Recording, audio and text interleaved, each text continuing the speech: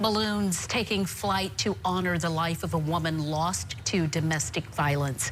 Good evening. Thank you for joining us. Family and friends of Stasy Charles say a New Orleans woman who was killed in Baton Rouge last week are celebrating her life. She was stabbed to death by her ex-boyfriend. The investigative unit's Best Casualty has been following this story closely.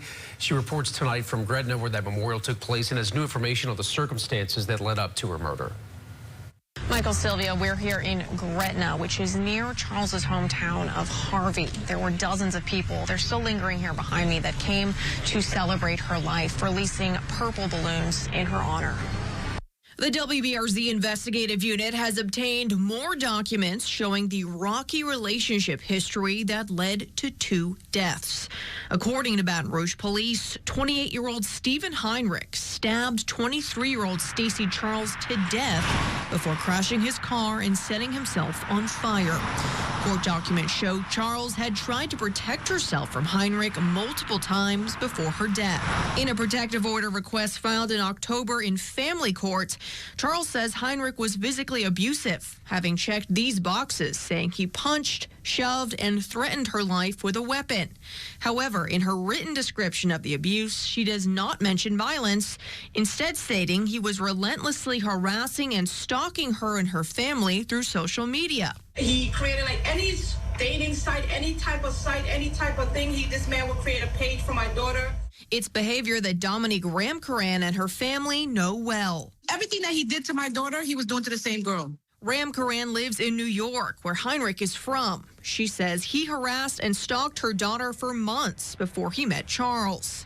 A year and a half, you harassed and stalked my daughter.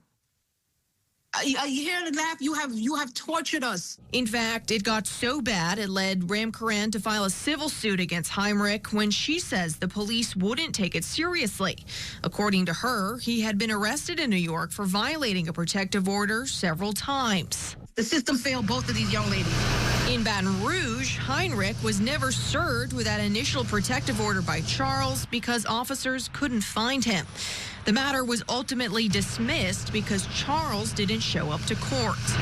A month later, Heinrich was arrested for misdemeanor domestic abuse against Charles, and she was granted a protective order.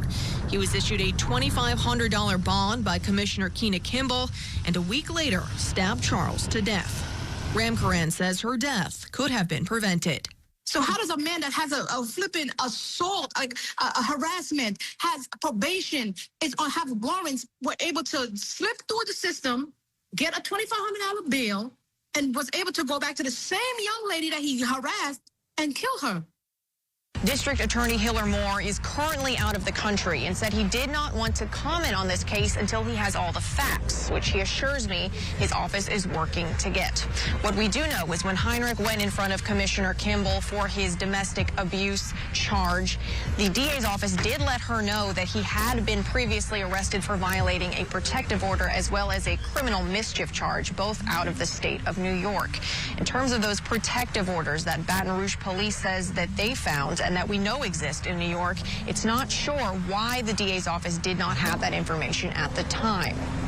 We're going to be following this case very carefully, and I promise to bring you the latest information as soon as we get it. Reporting for the investigative unit, Bess Casserly, WBRZ News 2.